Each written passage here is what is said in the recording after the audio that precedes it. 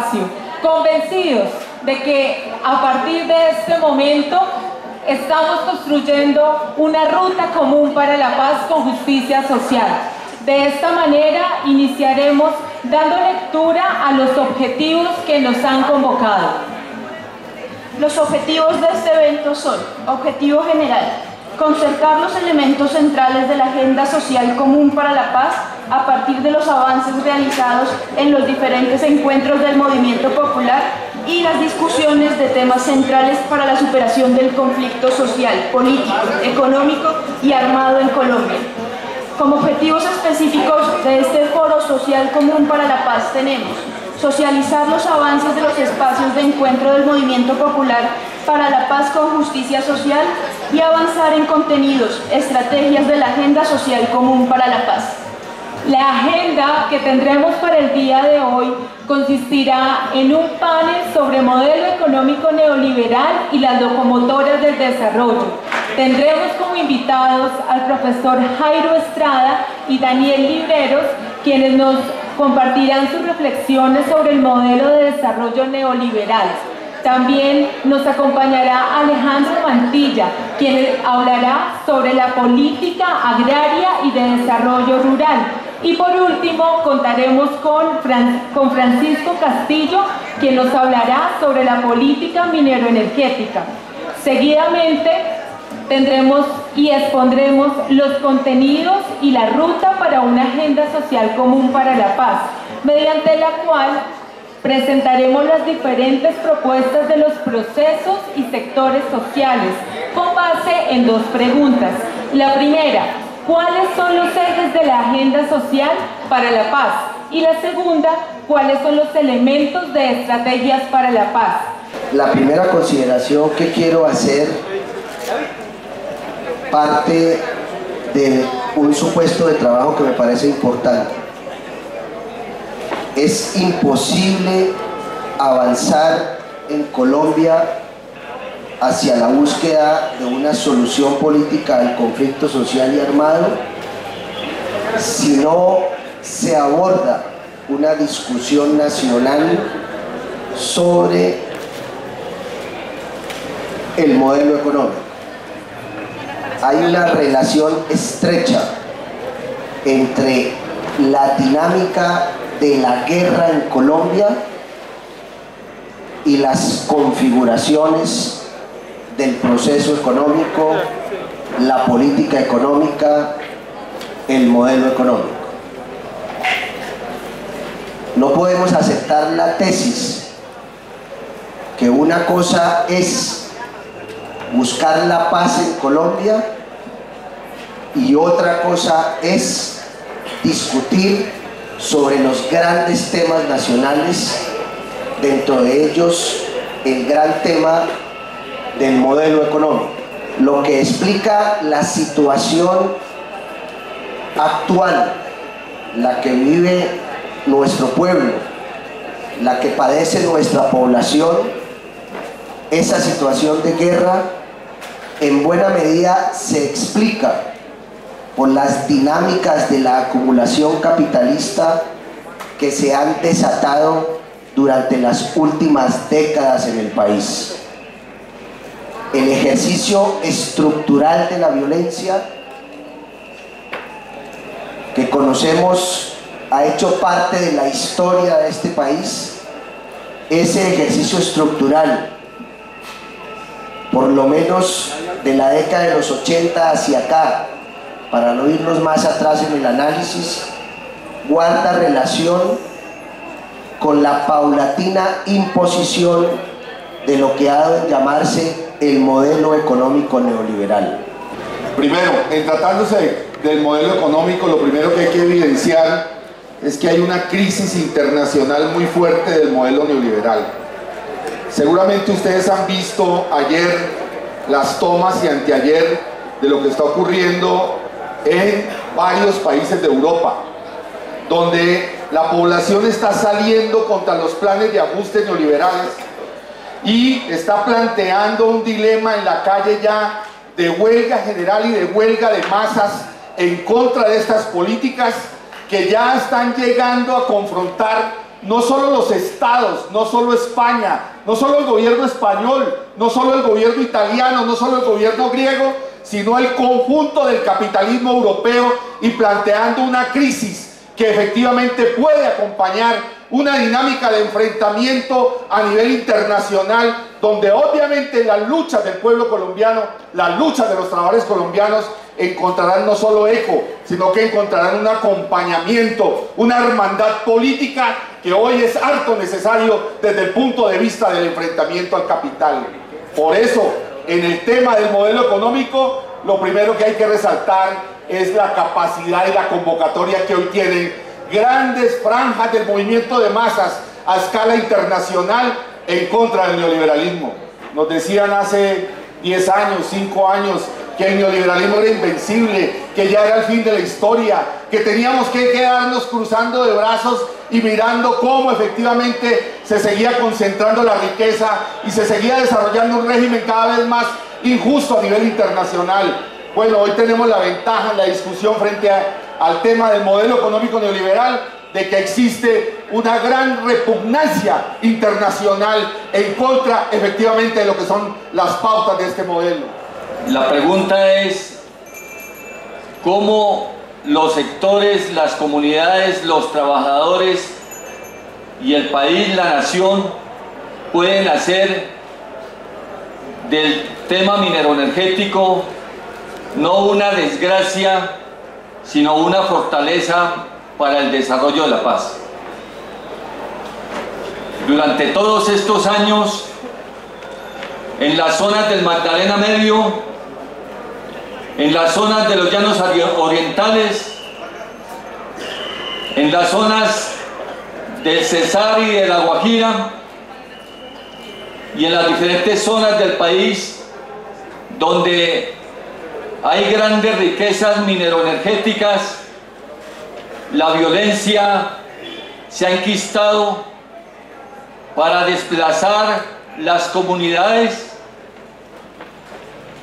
para someter a los trabajadores, para asesinar dirigentes sociales y sindicales que se atreven a reivindicar sus derechos.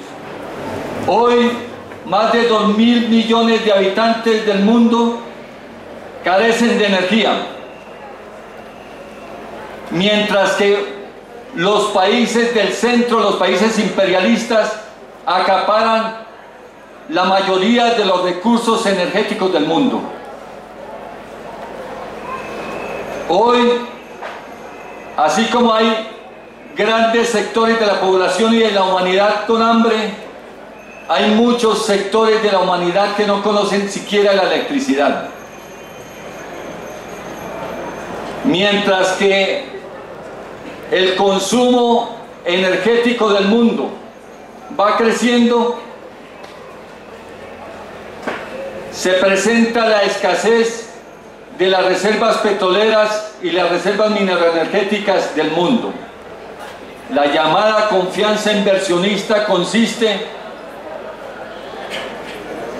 en garantizarle la mayor parte de la renta petrolera y mineroenergética a las empresas transnacionales. En el año 2002, con la ley 756, se disminuyen las regalías petroleras a menos del 50% que tenían que pagar las empresas transnacionales. Esos recursos que anteriormente se podían invertir social y culturalmente, hoy no se puede hacer porque eso quedó para las empresas transnacionales. Ustedes saben que, de acuerdo con los datos del propio Estado, en Colombia el 0.04% de los propietarios posee el 64% de la tierra cultivable en el país. Una desigualdad escandalosa que solamente es comparable con el caso paraguayo o con el caso brasilero. Y en ese sentido, esa deuda viene profundizándose en el país. Y el gobierno Santos representa la profundización de ese proyecto de concentración de la tierra para los grandes capitales. Pero cambia una cosa, y esto tenemos que tenerlo muy claro, compañeras y compañeros. Cambia el discurso, cambia la retórica, aunque en la práctica se esté profundizando la misma política que se ha venido aplicando desde los tiempos de la independencia. Es decir, generar dinámicas de acumulación por despojo, dinámicas de robo de tierras y, por supuesto, políticas que en el papel afirman que van a redistribuir la tierra, pero que en realidad posibilitan su control por parte de los grandes capitales. En ese sentido, es claro que el primer punto a discutir en el marco del problema de tierra y desarrollo rural en Colombia es el problema de la crisis mundial. En la medida en que la crisis mundial afecta a los grandes capitales y afecta a la economía global, se formula lo que algunos denominan la solución espacial a la crisis. Es decir, el capital busca expandirse hacia los territorios que generen mayor rentabilidad. Y eso es precisamente lo que estamos viendo en Colombia. El Plan Nacional de Desarrollo de Santos no es más que la profundización que una política de garantías de los grandes inversionistas para paliar la crisis y para garantizar un saqueo de los recursos, saqueo de la tierra y profundización de lo que en el debate latinoamericano se denomina el extractivismo.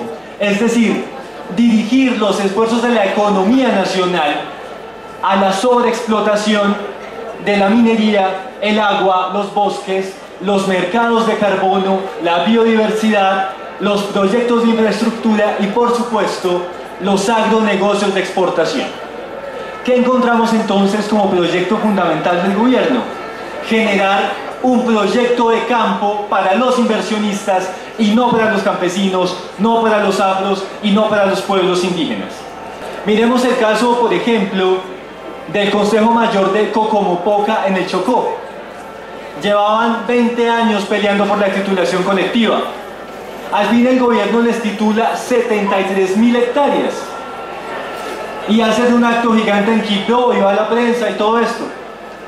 Llega el compañero afro, recibe el título y dice: muchas gracias, pero ¿de qué nos sirve tener 73.000 hectáreas tituladas si de esas 73.000, 55.000 tienen una concesión minera encima?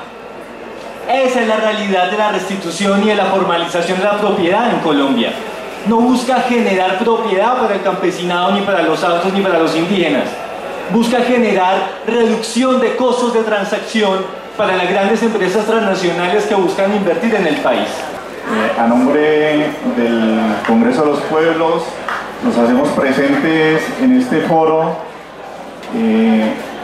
desde nuestros mandatos, con nuestros hombres y mujeres, acompañados de sus luchas, de sus experiencias, de sus procesos de acumulación histórica, pero también entendiendo la necesidad de que este momento de país nos obliga y nos llama a conjugar nuestras propuestas, a recrearlas, a dinamizarlas, a entender que pese a que nuestros sectores somos muchos, no somos todos, y tenemos que estar con otros y otras caminando articuladamente en la construcción de ese nuevo país al que tanto le apostamos y con el que tanto soñamos.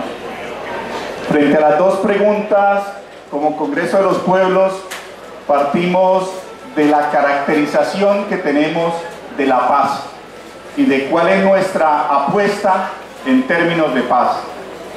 Para nosotros como Congreso, la paz es una construcción social, es decir, la paz es un proceso vivo que se hace día a día y que se hace desde el pueblo, que se hace con el pueblo, pero que se hace para el pueblo. Es decir, nosotros creemos que la paz tiene una jugada esencial en la participación social y de expresiones específicamente de sectores populares y que lo construimos desde lo local hacia lo regional y desde lo regional a lo nacional. Habían dos preguntas que eran las que socializaban y las que daban el desarrollo a nuestra opinión.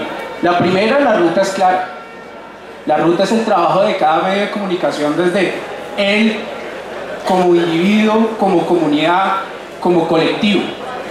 Pero ¿cuál es la estrategia que nosotros creemos que es fundamental y que no solamente tiene que ver con los medios de comunicación? Y es la unidad. Y la unidad en torno de una alianza que se llama la paz. Y en ese sentido, y en esa idea, nosotros todos los que nos hemos autocalificado y hemos hecho un trabajo ¿de qué? Sobre los medios y cómo nos vamos a unir en torno a la articulación de todos los personajes, de todos los movimientos sociales, de todas las personas de base que han hecho trabajo y que muy pocas personas tienen esa voz para gritar. Nosotros como individuos y como conjuntos, haciendo solo eso, a veces nos veíamos descompartimentados, pero ahora articular es la idea, articular a través de la paz, pero creyéndonos la idea de justicia social. Es decir, nosotros no le hacemos la apuesta a hacer la promulgación de la paz sin antes haber erradicado de base los problemas que generan el conflicto armado. Es decir, desde los términos políticos, sociales y económicos, tenemos que transformarla, y eso se transforma teniendo en cuenta quienes viven y son objetos de la condición social. Nosotros somos la voz, nosotros no solamente vamos a dar la voz, nosotros acompañamos, nosotros estamos ahí porque la voz del pueblo se ha hecho sentir desde hace más de 520 años. 520 años de resistencia con una historia y con unos comunicados que están ahí, que están latentes, y que nuestra responsabilidad y nuestro aporte a este proceso de paz es hablar con la verdad de todos, la de evitar que los medios masivos de comunicación sigan contando y sigan diciendo lo que les patrocina. Por ejemplo, en este sentido para nosotros es muy peligroso entender por qué las multinacionales están tan felices con el proceso de paz. Esas cosas nos las tenemos que preguntar. Un saludo muy fraterno de parte de la Minga de Resistencia Social y Comunitaria. Creo que desde el caminar de la palabra hemos aportado a la construcción de paz. Desde esa palabra que se construye desde la ancestralidad de las comunidades afro, de las comunidades indígenas, hemos sumado esas fuerzas para la construcción y aportarle a la paz aquí en Colombia. Creemos que la paz no se hace solamente poniendo a dialogar los actores armados. Creo que la paz se hace aquí en Colombia y en todo el mundo el día que haya justicia social, cuando todos y todos podamos gozar de los beneficios que todos aportamos a este país. Desde el caminar de la palabra, desde sumar las fuerzas, desde la construcción de poder popular, ahí le estamos aportando la paz y continuaremos haciéndolo, construyendo desde las regiones, desde las bases sociales, desde los campesinos, indígenas, seguiremos aportándole a la paz aquí en Colombia. Declaración política, Foro Social Común para la Paz con Justicia Social, Bogotá, Plaza de Bolívar, noviembre 15 del 2012. Nos reunimos en Foro Social Común Popular para ratificar nuestra voluntad férrea de contribuir con la reconciliación y la construcción de la paz con justicia social. Se ha abierto un proceso en el país que debe conducir a la solución política al conflicto social, político, económico y armado. Los saludamos y apostamos porque tal propósito no es viable, ni legítimo, ni duradero, si no se garantiza la participación social popular. No estamos reclamando una silla en la mesa de diálogos iniciada en La Habana entre el Estado y las FARC-EP, ni en el eventual proceso que se inicie con el ELN. Estamos exigiendo una participación real y decisoria porque somos las víctimas de las nocivas políticas que el gobierno tras gobierno se han impuesto en beneficio del gran capital nacional e internacional. Por ello es inevitable que discutamos cuál es el modelo económico para la paz. No aceptamos que el gobierno dé por hecho que este no es un tema de diálogo.